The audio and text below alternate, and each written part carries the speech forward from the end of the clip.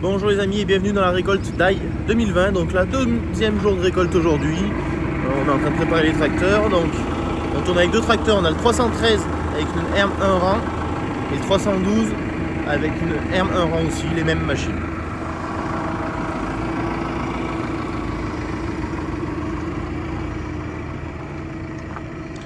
Alors le 312 c'est celui de Kevin et Damien, on fait les chantiers ensemble, donc on en a pas mal à faire quand même parce que on récolte l'ail sur 3 exploitations, la mienne, la leur, celle de Mathieu et Maxime. Donc ça nous fait 18 hectares d'ail à récolter avec des 1 rang. Ça occupe pas mal. Donc là mon hangar de séchage, stockage, conditionnement. Là on va voir l'ail d'hier qui est déjà en ventilation. Alors c'est pas des gros calibres cette année, parce qu'on a eu de la rouille qui arrive un peu plus tôt que prévu. C'est pour ça qu'on récolte tôt.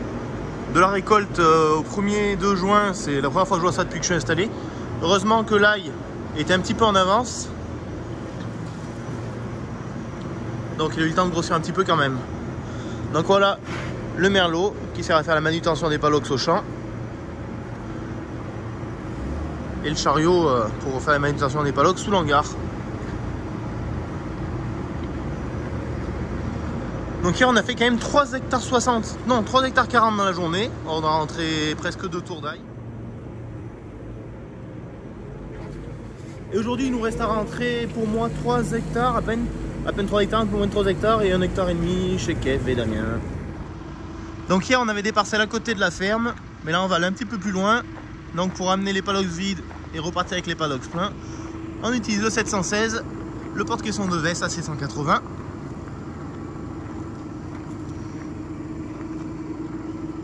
Allez, les équipes sont en train d'arriver. On va se mettre en place. Mathieu vient d'arriver avec son tracteur et son pulvé pour nous donner un coup de main. Alors c'est vrai qu'on a un très gros avantage chez nous, c'est qu'on travaille énormément en entraide à plusieurs exploitations. On arrive à acheter du matériel en commun, c'est super sympathique. Donc c'est parti, on se rend à la parcelle mais qui est juste à côté de la ferme. Là pour l'instant on a une petite parcelle à finir. Donc 2 tracteurs, 2 équipes, c'est les 2 teams, la team Blard et la team Ventabrin. Je tire un peu la bourre, savoir celui qui a fait le plus de surface la journée. Mais bon, hier soir il a fait 2000 m² de plus que moi, mais il a triché, moi j'ai fait des lignes plus courtes aussi. Donc on a 2 personnes chacun derrière la récolteuse pour gérer les manettes d'une part. Gérer les manettes, gérer toutes les fonctions hydrauliques de la machine. Et pour trier, s'il y a un petit peu des racines qui montent, un petit peu de la terre qui monte, il faut les enlever. Moi j'ai pas de pot, j'attaque la journée plus qu'avec un, je vais regarder avec Benjamin. Parce que Cédric, il est parti aller donner un coup de main à Arnaud, mon copain Arnaud. Il arrive des misères, il a du foin, sa remorque de foin qui a basculé. Enfin il a tombé quelques bottes sur la route surtout. Et il avait pas de tracteur avec fourche, et c'est pas très loin de chez moi. Donc j'ai envoyé mon frère avec le 312 et les pick-bots pour lui donner un coup de main. Non c'est pas grave, on ira un peu moins vite pour commencer avec Benjamin et puis voilà. Donc c'est bien reparti pour nous, je me suis mis à 5 km/h, donc là comme on peut le voir, il a quand même bien grillé avec la rouille. En face là-bas on a Kevin avec sa team, mais je crois que je leur ai mis un tour d'avance parce qu'ils ont eu une bricole sur la machine, déjà de bon matin, je sais pas ce qu'ils ont eu, ils ont bourré ou je sais pas ce qu'ils ont fait. Donc la machine, elle est récolteuse et queuteuse, ce qui fait qu'on a que les têtes qui montent.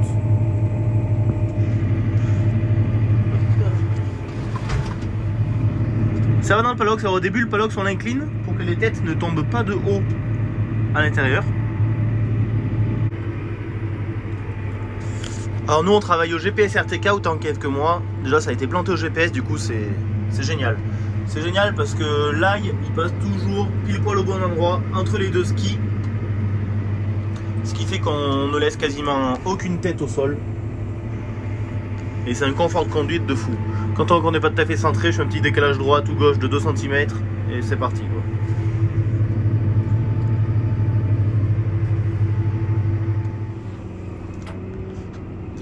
Donc nous le palox est plein, je vais vous montrer comment on fait quand le palox est plein. On pose la machine. Ah, Benjamin il va poser le palox s'il est motivé. Non il n'est pas motivé, si ça y est. Je crois qu'il n'avait pas capté que le palox était plein. On avance et le palox est déposé au sol.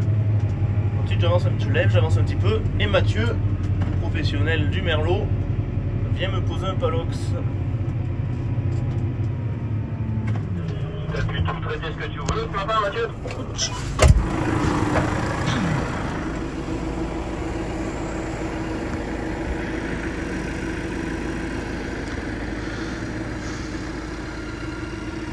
Applique-toi, t'es filmé.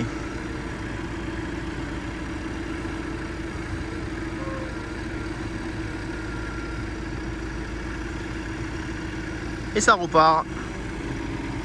Tout à l'heure, je crois que vous avez entendu parler, en fait, c'est le talkie-walkie. On communique entre nous dans le talkie-walkie. Si on a besoin d'appeler le merlot, si on a besoin de se dire quelque chose avec Kevin, tu attaques le bout du champ là-bas, tu fais comme ça. Ça va très bien, c'est bien pratique. Il faut penser à les charger le soir, c'est tout. Ok, voilà, il est plein, il est en train de se faire changer le palox aussi. Là-bas derrière. Alors c'est vrai que là, c'est dans les derniers jours de son cycle qui grossit le plus et que donc on gagne du calibre et qu'on gagne du tonnage. Malheureusement, là, quand il n'y a plus ou très peu de feuilles vertes, ben, c'est fini pour lui, son cycle il est fini, les bulbes ils grossissent plus. Tout ça à cause de la rouille. Alors la rouille, c'est un champignon qui se développe assez facilement sur l'ail, qui n'altère vraiment rien du tout au goût ou à la conservation, mais qui réduit les rendements et le calibre. C'est aussi une raison pour laquelle en bio on fait bien moins de rendement qu'en conventionnel, et aussi une raison pour laquelle l'ail bio coûte plus cher que l'ail conventionnel, sinon ce serait trop facile.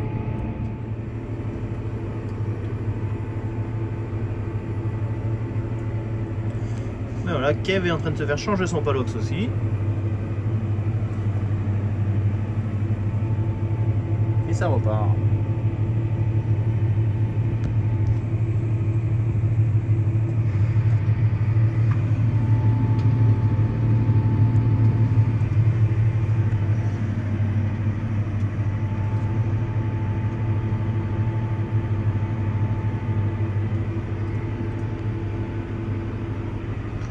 À 5 km/h, on fait du boulot quand même dans la journée.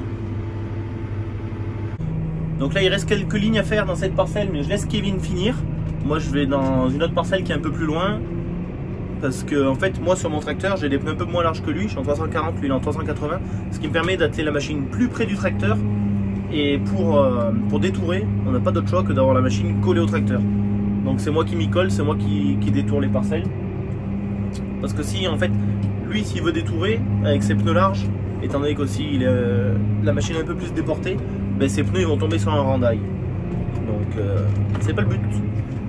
Alors moi je vais là-bas, c'est à 1 km. Ouais, c'est à 1 km. Benjamin va prendre le 716 avec le plateau, avec les palox vides. Là-bas il y a une parcelle d'1,5 hectare à faire.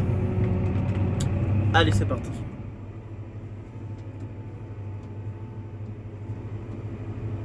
Et voilà comment se passe le détourage d'une parcelle. Donc vous voyez que le tracteur il passe pile poil au bon endroit.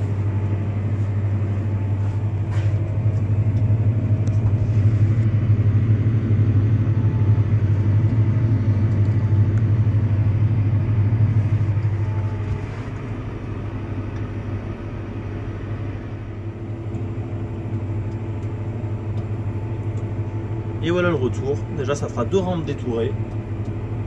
Ça fera un peu de place. Benjamin qui vient d'arriver avec le 716 et les palox vides. Je crois que la vitre est pas très propre pour vous montrer ça.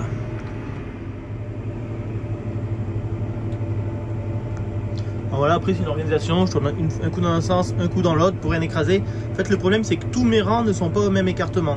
Mes 3 rangs du milieu sont plus resserrés, les passages de roues sont un peu plus larges. Donc voilà, après il faut s'adapter pour que les roues n'écrasent rien quand tu détours. Et là visiblement ça se passe bien. Il n'y a pas vilain dans cette parcelle en plus. Donc là on voit les courroies qui montent l'ail. Et juste là il y a des couteaux. Qui ne laissent que les têtes. Ça y est, Kev a fini la première parcelle. Et là il vient de me rejoindre sur la nouvelle parcelle.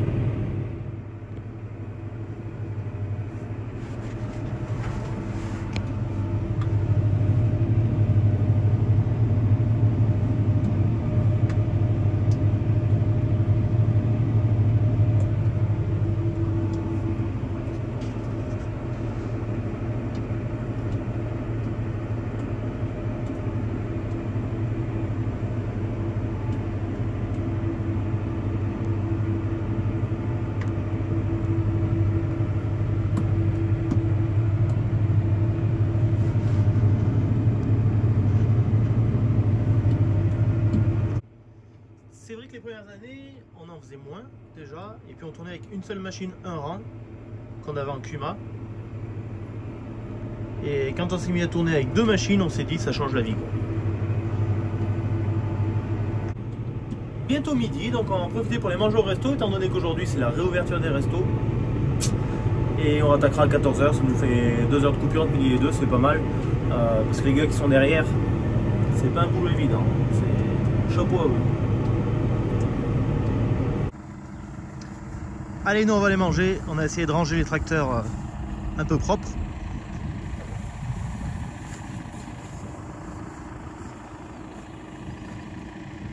Et on va casser la croûte.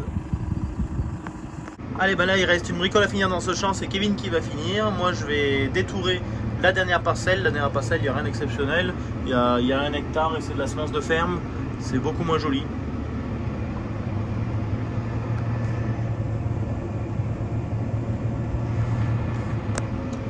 Allez, c'est parti, on prend la route. Alors là, ça y est, je suis dans la dernière parcelle d'1 hectare en semence de ferme. Quand je vous dis qu'elle est moins jolie, elle est vraiment moins jolie. Je pense que j'ai pas choisi vraiment que les gros cailleux. À mon avis, en semence de ferme, j'aurais dû semer que les gros cailleux pour qu'ils soient beaucoup plus vifs, beaucoup plus vigoureux. Alors bon, elle est un peu moins grillée par la rouille que le reste, mais elle est très claire. C'est vrai qu'on a semé ça dans une terre qui était très moteuse aussi. Je pense qu'on en a abîmé pas mal à l'air, ces trilles. Alors ça monte de l'ail quand même, hein, mais ça va pas faire des miracles.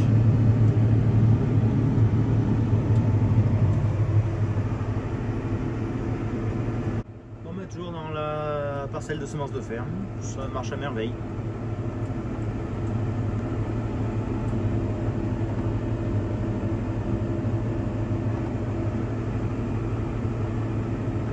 Je suis en train de penser que du coup que c'est la Saint-Kevin aujourd'hui, donc je vais souhaiter bonne fête à tous les Kevin. Bon, c'est vrai, plus particulièrement à toi l'artiste qui habite à Saint-Queux dans l'Oise. Ouais, je pense que tu t'es reconnu. Bon, Laura m'a chargé de te dire que Léo allait avoir un petit frère ou une petite sœur, donc toutes mes félicitations. Bon, je t'avoue, je viendrai pas changer les couches, mais je vous souhaite quand même tout plein de bonheur dans votre nouvelle vie à 4. Et j'espère que dans les commentaires, les félicitations, ça va fuser. Félicitations les amis. Donc ça y est, la récolte est finie à la maison. Bah, tu parles, ça a duré même pas 2 jours. Combien d'heures de travail? Bah, tiens, je vais le regarder en direct. Mince. Hop, ça fait 18 heures de travail. Là, ça fait 1 heure à peu près qu'on est chez Kev. Donc 18 heures de travail, une consommation de 5,8 litres à l'heure, une consommation totale de 111, il y a marqué 111 litres, mais bon, sachant que ça fait 1 heure que je suis chez Kev, ça fait à peine 105-106 litres. Et donc voilà, j'en dis que c'est bien passé, des rendements qui ne sont pas exceptionnels, mais pour l'instant on ne sait pas trop, on verra une fois que ce sera séché, que ce sera déterré, que ce sera calibré, on pourra vraiment savoir ce qu'on a comme qualité et comme quantité surtout. Donc merci à vous d'avoir suivi ce petit épisode de récolte d'ail, et je vous dis à très bientôt dans une prochaine vidéo. Tu sais, tant que j'y pense, si vous n'êtes pas encore abonné, je vous mets un petit lien là, pour faciliter la vie. Allez, c'est cadeau. À bientôt, ciao ciao.